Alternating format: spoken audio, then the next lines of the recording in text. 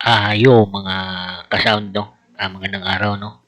So, ngayon, i-unbox natin itong BBE Maximizer 882i. Now with fourth generation BBE processing. So, hindi ko alam kung bakit tinawag ito ng fourth generation na baka may naunang third o second. Pero ito siguro, baka latest ito. Kaya merong ganyang no, tatak. Pero bago natin i-unbox to, mga ka-sounds, no?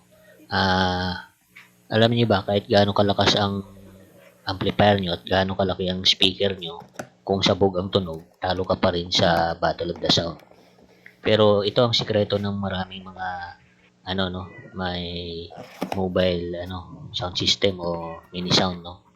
Ang BBE Sonic Maximizer na ito ay madalas gamitin talaga ito ng mga mahilig sa mga sound system, no, lalo na sa battle.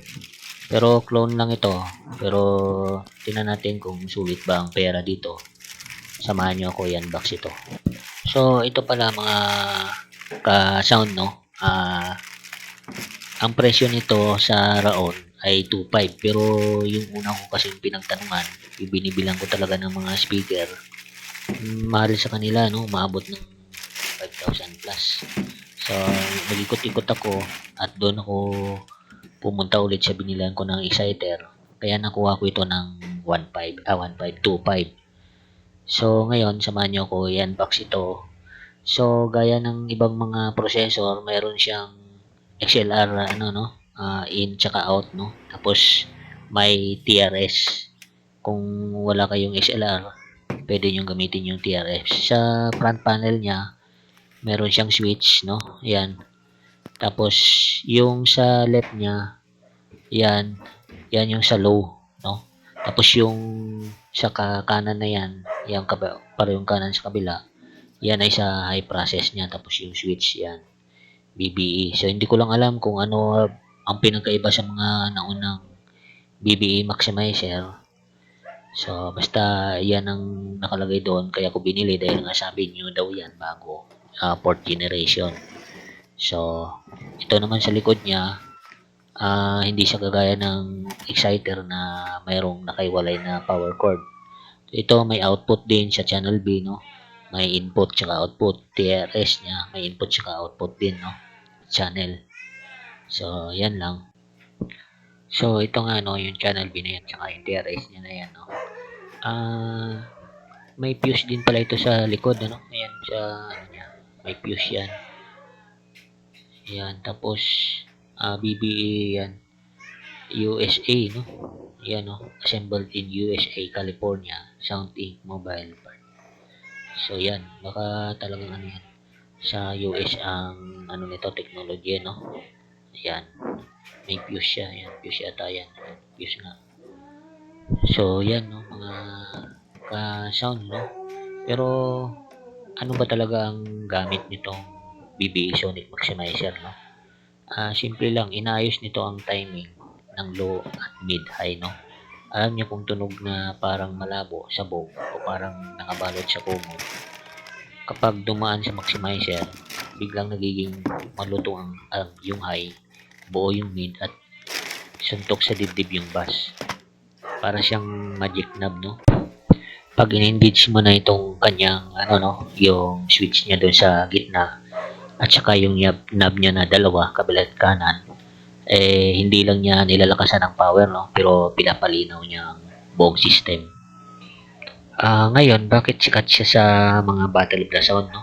Kasi sa laban, hindi lang lakas ang labanan, linaw at buo ng tunog din, no? Kapag may maximizer ka, ramdam mo yung tight at kick ng drum, no? Solid na bass at malinaw na boses. Kahit na bumabayo na yung subs, ito yung dahilan kung bakit maraming grupo ang tinatawag na secret weapon nila yung BBE Sonic Maximizer, no. Madalas mo ito makikita sa mga battle, no. Sa kanilang mga rack, hindi talaga nawawala yung BBE Sonic Maximizer.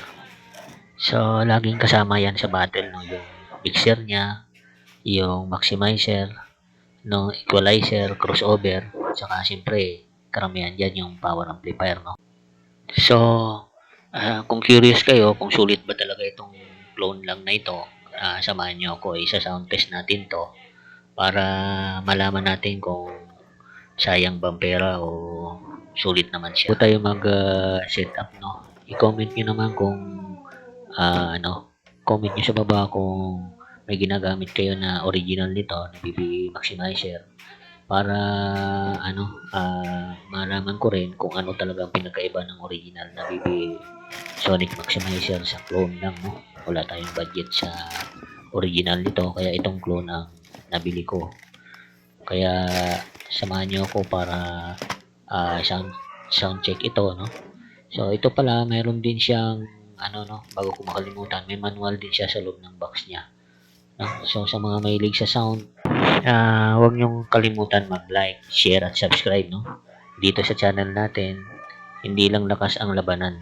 Kailangan din talaga ng mga gadget gaya nitong BB Sonic Maximizer at iba pa para luminaw ang ating bass, mid, tsaka high. So abangan niyo ko sa sound test natin. So sa mga baguhan no, itong wiring connection natin no, mixer. Pagkatapos ng mixer no, kukunik niyo yung input doon sa may sa BB Maximizer natin. Tapos yung out niya, papasok naman yung in niya sa equalizer. Ngayon, out in naman ulit sa crossover no. Tapos ng crossover, out in ulit, pupunta naman sa amplifier. Ngayon, sa amplifier naman, pupunta naman niya ngayon sa may speaker. Depende sa inyo kung 2-way o 3-way yung gamit nyo. So, gaya ng dati, no, 7 o'clock lang tayo sa ating amplifier. Bali, ito, isang amplifier lang ang gagamitin natin, no. So, ito na. Ayan, bali, ito, 8 o'clock lang din. Tapos yung, niya, sa gitna lang, no. Tapos ito, sagad na natin sa 0 to. Kung mapansin mo dito sa exciter noon, hanggang 5 lang siya. So ito medyo nagagano yung sa may high niya. So yung knob niya kasi ito, 2-way channel to. Sa may channel 8, yung tumira kasi sa mid-high yan. Ito naman yung sa sa right channel. So yan yung sa bass natin. So pakinggan nyo na lang kung sound. So sa setup ng crossover, sa equalizer no, saka sa mixer, wala akong binago dyan, parehas lang ang setup natin doon sa exciter para kasi sa susunod kukumpara natin yung pagkaiba ng exciter sa maximizer. So salamat.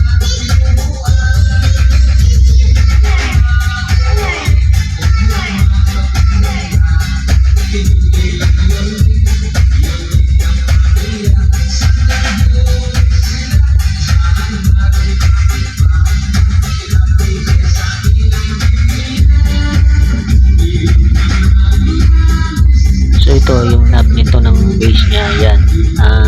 Medyo pakiramdam ko sobrang mabigat sa dibdib kaya kalahati lang yung yung volume yan sa bass niya.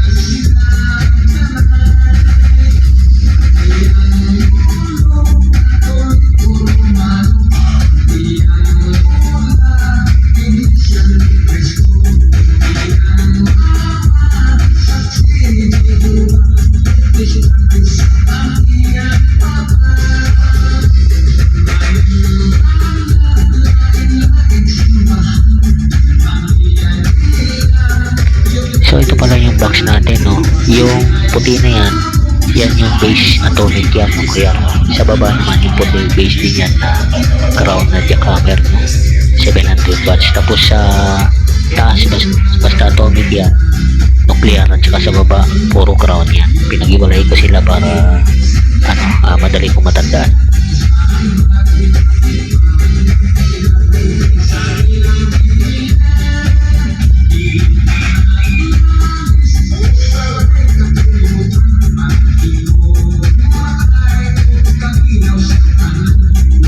So ayan, no, kung mapansin nyo, yung setup natin doon sa exciter tsaka dito sa BBA maximizer crossover, wala tayong binago. Ganun din sa equalizer, tapos yung volume na repair natin, parehas lang din siya doon sa exciter. So abangan nyo sa susunod natin na video, pagkumparahin natin yung performance ng maximizer at saka yung exciter.